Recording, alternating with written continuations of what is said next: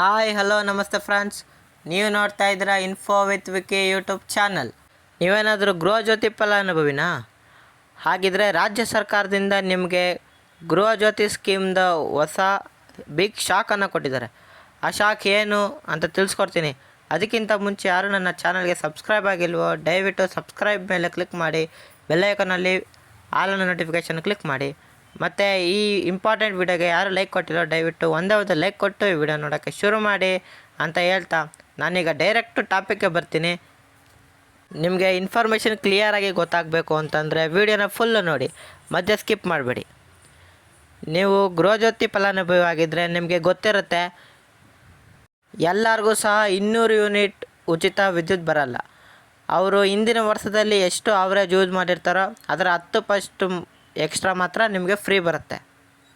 ಆ ಯೋಜನೆಗೆ ಈಗ ರಾಜ್ಯ ಸರ್ಕಾರದಿಂದ ಎಲ್ಲರಿಗೂ ಸಹ ಶಾಕನ್ನು ಕೊಟ್ಟಿದೆ.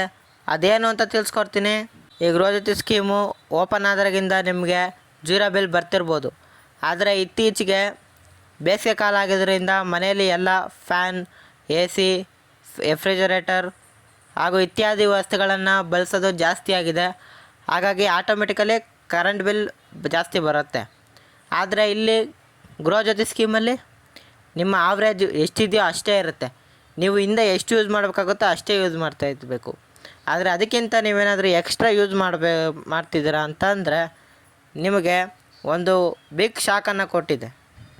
ಆ ಬಿಗ್ ಶಾಕ್ ಏನಪ್ಪ ಅಂತಂದರೆ, ನೀವು ಏನಾದರೂ ಆವ್ರೇಜ್ಗಿಂತ ಜಾಸ್ತಿ ಏನಾದರೂ ನೀವು ಕರೆಂಟ್ ಬಿಲ್ಲನ್ನು ನೀವೇನಾದರೂ ಬಳಸಿದ್ರೆ ಅಂತಂದರೆ ಅದರ ಫುಲ್ ಮೊತ್ತವನ್ನು ನೀವೇ ಪಾವತಿಸಬೇಕಾಗತ್ತೆ ಅಂತ ಇಡೀ ಬೆಸ್ಕಾಮ್ ಯೂಸರ್ಸ್ಗೆ ರಾಜ್ಯ ಸರ್ಕಾರ ಬಿಗ್ ಶಾಕನ್ನು ಕೊಟ್ಟಿದೆ.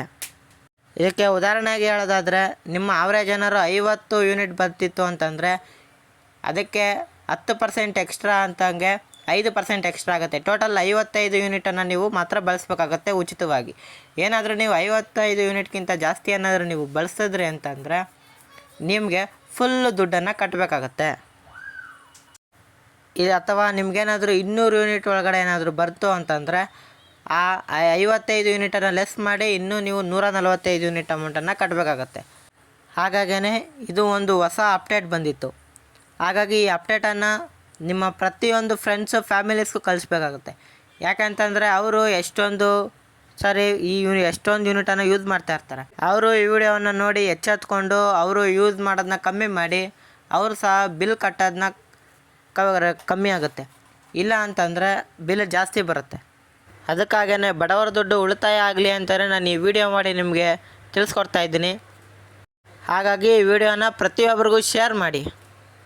ಹಾಗಾಗಿ ಈ ಇನ್ಫಾರ್ಮೇಷನ್ ನಿಮಗೆ ಕ್ಲಿಯರಾಗಿ ಅರ್ಥ ಆಗಿದೆ ಅನ್ಕೋತಾ ಇದ್ದೀನಿ. ಅರ್ಥ ಆಗಿದರೆ ದಯವಿಟ್ಟು ಲೈಕನ್ನು ಕೊಡಿ. ಹಾಗೂ ಇದೇ ರೀತಿ ಕಂಟೆಂಟ್ಗಳಿಗೆ ನನ್ನ ಚಾನಲ್ನ ಸಬ್ಸ್ಕ್ರೈಬ್ ಆಗೋದನ್ನ ಮರಿಬೇಡಿ. ನಿಮಗೆ ಏನೇ ಡೌಟ್ ಇದ್ದರೂ ಸಹ ಡೈರೆಕ್ಟು ಕಮೆಂಟ್ ಬಾಕ್ಸಲ್ಲಿ ಕಮೆಂಟ್ ಮಾಡಿ, ನಾನು ಅದಕ್ಕೆ ಉತ್ತರ ಕೊಡ್ತೀನಿ. ಮತ್ತು ನಿಮಗೆ ಯಾವ ಟಾಪಿಕ್ ಬಗ್ಗೆ ವಿಡಿಯೋ ಬೇಕು ಆ ಟಾಪಿಕನ್ನು ನೀವು ಮೆನ್ಷನ್ ಮಾಡಿ ಕಮೆಂಟಲ್ಲಿ, ನಾನು ಅದಕ್ಕೆ ವಿಡಿಯೋ ಮಾಡ್ತೀನಿ. ಸಿಗೋಣ ಮುಂದಿನ ಇನ್ಫಾರ್ಮೇಟಿವ್ ವಿಡಿಯೋದಲ್ಲಿ. ಬಾಯ್ ಬಾಯ್.